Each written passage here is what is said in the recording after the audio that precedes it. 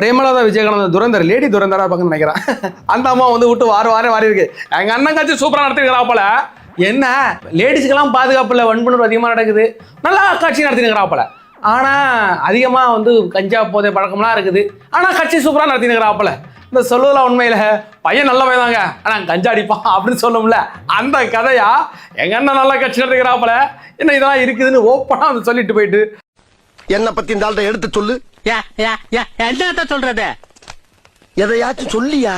தமிழ்நாடு முழுக்க ஒரே ஒரு குற்றச்சாட்டு தான் அண்ணன் மேல இருக்கு. அதுவும் இந்த பெண்கள் கூட்டத்துல நான் சொல்றேன், எங்க பார்த்தாலும் பாலியல் வன்கொடுமை, போதை கலாச்சாரம் இருக்கு.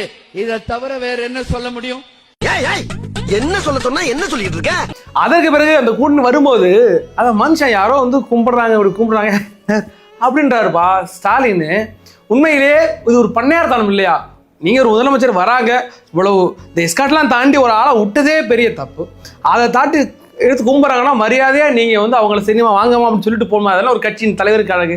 இதே விஜய் எத்தனை இடங்கள்ல விஜய் எவ்வளோ பேர் கட்டி பிடிக்கிறாங்கப்பா. அந்த மனுஷன் எவ்வளோ கூலாக ஹேண்டில் பண்ணுறாரு.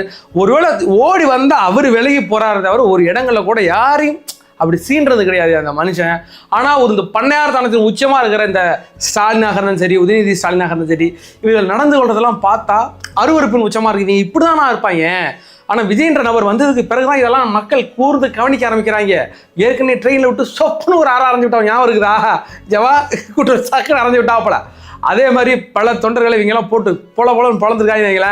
அது அந்தண்டப்போன்னு சொன்ன மனுஷன் ஒரு குழந்தையோட கையில் வச்சுக்கிறாப்புல. இதே நம்ம ஆளாக இருந்தால் தூக்கி கொஞ்சம் முத்தமிட்டு அன்னைக்கு பார்க்குற ஒரு ஊனமற்ற குழந்தை நம்மளுடைய அடிக்கடி விஜயுடைய ரசிகராக இருப்பா. அந்த ஓடி வந்து அந்த கூட்டத்திலேயே அந்த பிள்ளையை பிடிச்சி முத்தம் கொடுத்துட்டு போகிறார் விஜய். இப்படி ஒரு சின்ன குழந்தை கை குழந்தை இருக்கு. அந்த கை குழந்தை நவருங்கன்னு சொல்லும் போது பார்க்க ஒரு மாதிரியா இருந்துச்சு. அதை அவர் பண்ணுறாரு, அவரோட பண்ணையார்த்தனம், அதில் ஒன்றும் சொல்கிறதுக்கு கிடையாது.